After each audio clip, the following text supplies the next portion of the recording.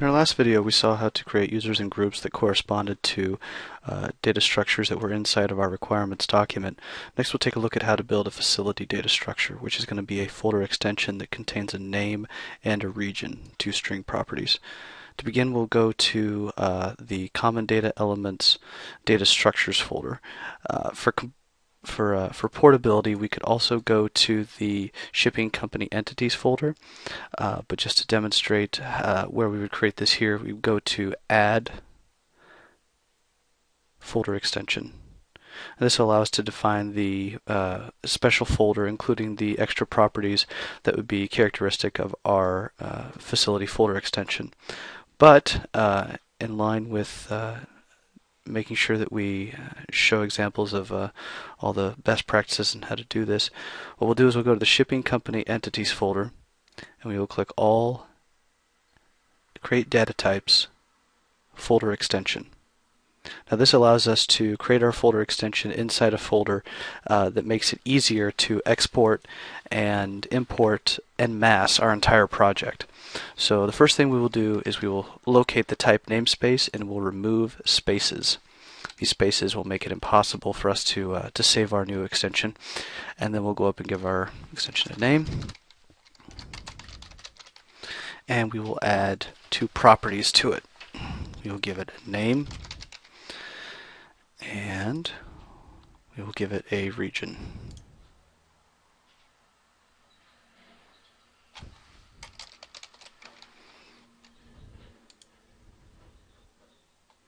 Now we're going to create some forms that will allow us to create, move, edit, and delete a folder extension, including all of its contents. But we can go ahead and use the default actions if we're not terribly worried about users who don't have rights or don't have proper permissions doing it.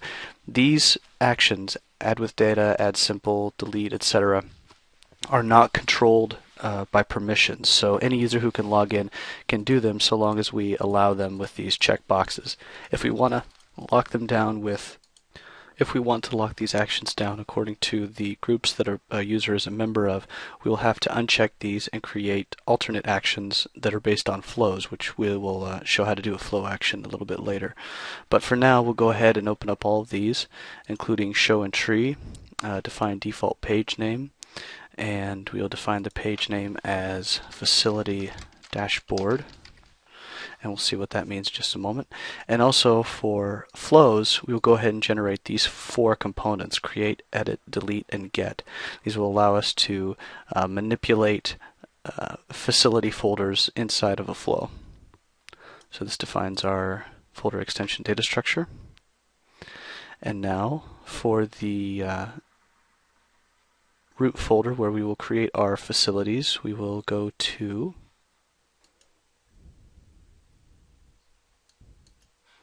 Actions, Add,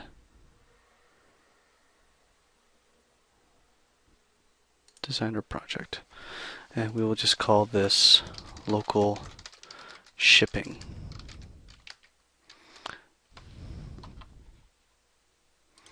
And we will create an action now to add a facility to this folder. Inside Shipping Company Entities, we will look at our forms. We will create a form real briefly that will allow us to add a folder extension. That is the folder we've created offline, the add facility form right here. We will create a flow to add a new facility by saying add new facility flow. And we will begin by displaying the form just created offline, which is the add facility form.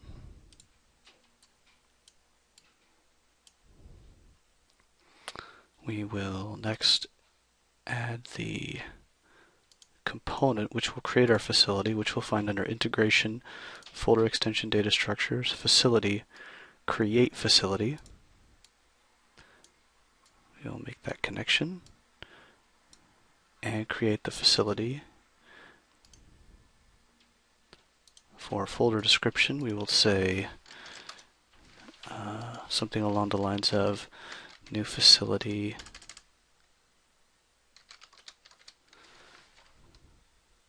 region name created by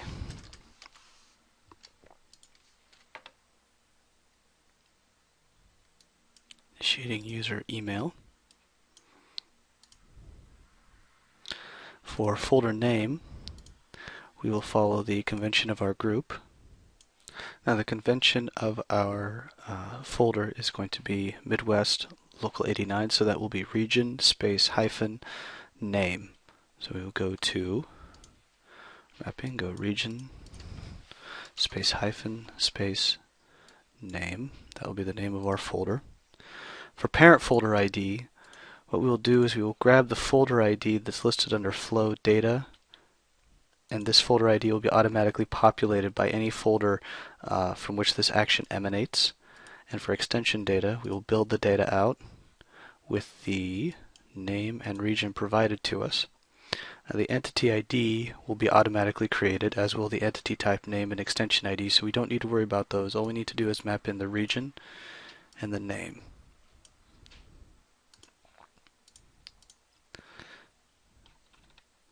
Now with regards to our form only has two controls. It has a text box where we enter the name of the facility and a drop-down with the facility's region, which is statically defined as this list of items.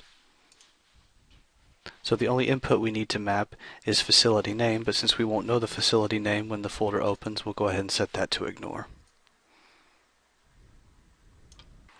One last bit of business we have to do before we save and close this flow is that we need to define the parent of the created facility.